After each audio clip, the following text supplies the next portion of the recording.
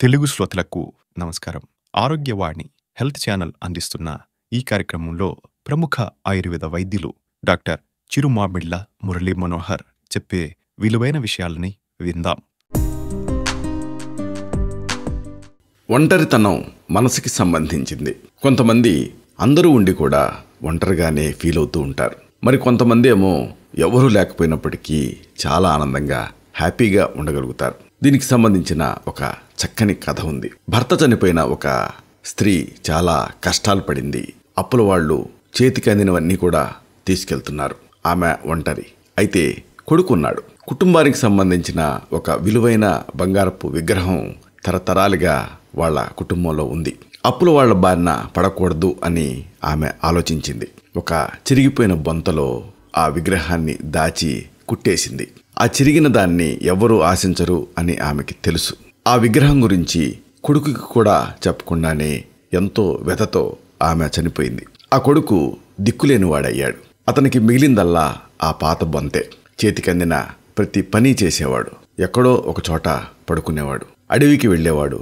కట్టెలు కొట్టేవాడు. ఒకరోజు కట్టెలు కొడుతున్నప్పుడు తన ఆ పాత బొంత ఒక కొమ్మకి తగులుకొని చిరిగిపోయింది. దానిలో నుంచి ఒక విలువైన విగ్రహం కిందకి జారిపడింది. దానిని చూసి ఆ యువకుడు ఆశ్చర్యపోయాడు. విగ్రహం కాబట్టి దాన్ని తేలిగ్గా అమ్మలేడు. అయినప్పటికీ కష్టాల్లో ఆదుకుంటుంది అన్న ధైర్యం, అలాగే దైవం కూడా తనకి తోడుగా ఉంటుంది అన్న నమ్మకం. ఇక వెనక్కి తిరిగి చూసుకోలేదు. బాగా కష్టపడ్డాడు. ఉన్నతమైన స్థితికి వచ్చాడు. పెళ్లి చేసుకున్నాడు. పిల్లా పాపలతో సంతోషంగా ఉన్నాడు. ఈ కథలో మనకి తెలిసేదేమిటంటే సంతోషానికి మూలం మన భావమే అని. నిజానికి అదే నిజమైన సంపద. మనకు తెలిసినా తెలియకపోయినా అది మనతోనే ఉంటుంది. మన దగ్గర ఏదీ లేదు అని దుఃఖపడేటువంటి టైంలో కూడా అది నిజానికి మనతో ఉంటుంది. అసలు మన సహజతత్వం సంతోషం. దాన్ని గుర్తుపట్టిన క్షణంలోనే మనం నిజమైన సంతోషాన్ని ఫీల్ అవుతాం. కొంతమంది సంతోషానికి దూరంగా దుఃఖంగా ఒంటరితనంతో బాధపడుతూ ఉంటారు. అసలు ఒక్క మాటలో చెప్పాలంటే ప్రపంచంలో అతి గొప్ప పేదరికం ఏమిటి అంటే అది ఒంటరితనం. అంటే ఎవరు మన్ని పట్టించుకోవటం లేదు అనుకోవటమే నిజమైనటువంటి పేదరికం. ఒంటరితనం నిజంగా అనిపిస్తూ ఉంటే దాన్ని ఏకాంతంగా మార్చుకోవాలి. అంటే ఏకాంతం అనేది మనం కోరుకునేది, అంటే మన ఐచ్ఛికంగా మనకు మనం పొందేది. అంటే మనం దీన్ని కోరుకుంటాం. ఏకాంతంలో మనకు మనమే తోడుంటాం. ఎన్నెన్నో ఆలోచనలు, ఊహలు, ఆత్మావలోకనం, ప్రశాంతత అన్నీ కూడా ఈ ఏకాంతంలో మనకి లభిస్తాయి. గొంగడి పురుగును చూడండి. ఒంటరిగా ఏకాంతంలో ఉన్నప్పుడే దానికి అందమైన రెక్కలు వస్తాయి. ఒంటరితనం అనేది ఒక నిస్సహాయ స్థితిగా మారకూడదు. అది మానసిక రుగ్మత అస్సలు కాకూడదు. అయితే మీరు ఒంటరితనంతో ఉన్నారా లేదా అనేది ఎలా తెలుసుకోవచ్చు? దానికి కొన్ని లక్షణాలు మీకు సహాయపడతాయి. వేరే వాళ్ళు ఎవరితోటి కూడా గాఢంగా దగ్గరగా ఉండలేకపోవటం ఒంటరితనం లక్షణం. దగ్గరవారు కానీ మంచి స్నేహితులు కానీ వీళ్ళెవరు ఉండకపోవటం కూడా ఒంటరితనపు లక్షణమే. అన్నిటికీ మించి ఎక్కడ ఉన్నా ఎవరితో ఉన్నా ఒంటరి అన్న భావన ఉండటం ఒంటరితనం లక్షణం. మీ గురించి మీకు నమ్మకం లేకపోవటం, ఆత్మవిశ్వాసం లేకపోవటం, ఇలాంటివన్నీ కూడా ఈ ఒంటరితనపు లక్షణాలే. అలాగే మరొక ముఖ్యమైన విషయం ఉంది.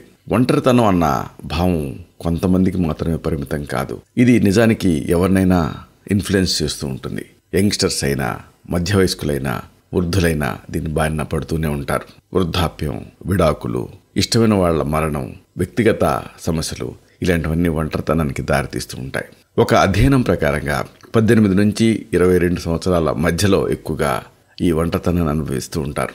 ఈ ఒంటరితనం అన్న భావం ఎక్కువ కాలం పాటు ఉంటే అది ఇతర రుగ్మతలకి దారితీస్తుంది.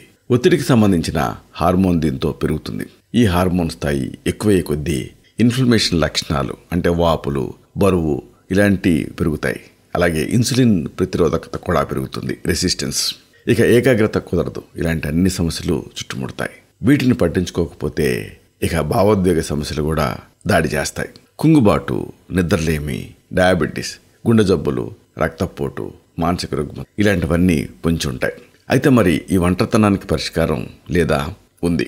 ప్రయత్నం చేస్తే ఒంటరితనం అన్న బాధ ఇక మిమ్మల్ని బాధించదు. అసలు ఎందుకు ఒంటరితనాన్ని అనుభవిస్తాను అని మనం ప్రశ్నించుకోవాలి. మొట్టమొదట మన ఒంటరితనాన్ని మనం గుర్తించాలి. అది మన జీవితం మీద ఎలా ప్రభావం చూపుతుంది అన్న సంగతి గ్రహించాలి. ఈ విషయాన్ని కుటుంబ సభ్యులతో, స్నేహితులతో మాట్లాడాలి. ఈ మధ్యకాలంలో ఈ ఒంటరితనం నుంచి బయటపడటానికి కొంతమంది ఆన్లైన్లో రిలేషన్స్ ఇలాంటివన్నీ పెంచుకుంటున్నారు. అయితే ఇది అంత మంచిది కాదు, ఇది అయథార్థమైంది. సామాజిక మాధ్యమాలు నిజానికి ఆత్మన్యూనతను ఇంకా పెంచుతాయి. అయితే స్వచ్ఛంద సేవా కార్యక్రమాలు ఏమన్నా ఉంటే వాటిలో పాల్గొని ఒంటరితనాన్ని దూరం చేసుకోవచ్చు. ఇలాంటి కార్యక్రమాలు మానసిక ఒత్తిడిని తగ్గిస్తాయి, కుంగుబాటుకి గురి కాకుండా చూస్తాయి, అలాగే వేరే వాళ్ళతోటి సంబంధాల్ని పెంచుతాయి. ఇలాంటి వాటితో నిజమైన స్నేహితులు మనకి లభిస్తారు. మొత్తం మీద మీరు ఇలాంటి సేవా కార్యక్రమాలతో మరింత ఆనందంగా ఉండగలుగుతారు.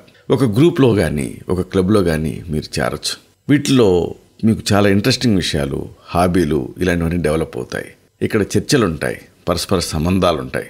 ఇక అన్నిటికీ మించి మీ పట్ల మీరు ఫోకస్ అంటే శ్రద్ధ పెట్టాల్సి ఉంటుంది. ఎక్సర్సైజులు చేయండి, పౌష్టికాహారం తీసుకోండి, చక్కగా నిద్రపోండి, సూర్యరశ్మిని పొందండి. ధ్యానం ఇది కూడా ఒంటరితనాన్ని దూరం చేస్తుంది.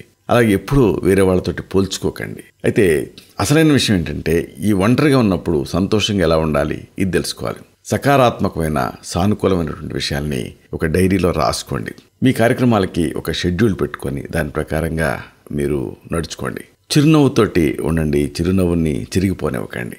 మీ దగ్గర ఉన్న విషయాల మీద సంతోషంగా కృతజ్ఞతతో ఉండండి. పెంపుడు జంతువులతోటి గడపండి. ఇలాంటి అన్ని విషయాలతో మీరు ఈ ఒంటరితనాన్ని దూరం చేసుకోవచ్చు. కార్యక్రమాన్ని చివరి వరకు విన్నందుకు చాలా సంతోషం. మరిన్ని వివరాల కోసం లేదా అపాయింట్మెంట్ కోసం కాంటాక్ట్ చేయాల్సిన మా address doctor Murali Manohar Chirumamilla, MD Ayurveda, Raksha Ayurvedalaya, plot number 13, Ramamurthy Nagar R CBCID colony, Hyder Nagar, Kukatpally. Landmark metro train pillar number A663, Hyderabad. Pin code 500085, Telangana state, India. Phones 9246575510, 9177445454. Email address muralimonohar2008@gmail.com. Website address www.muralimonohar.com. Timings 9:30 AM to 7 PM. Sundays 8 AM to 2 PM.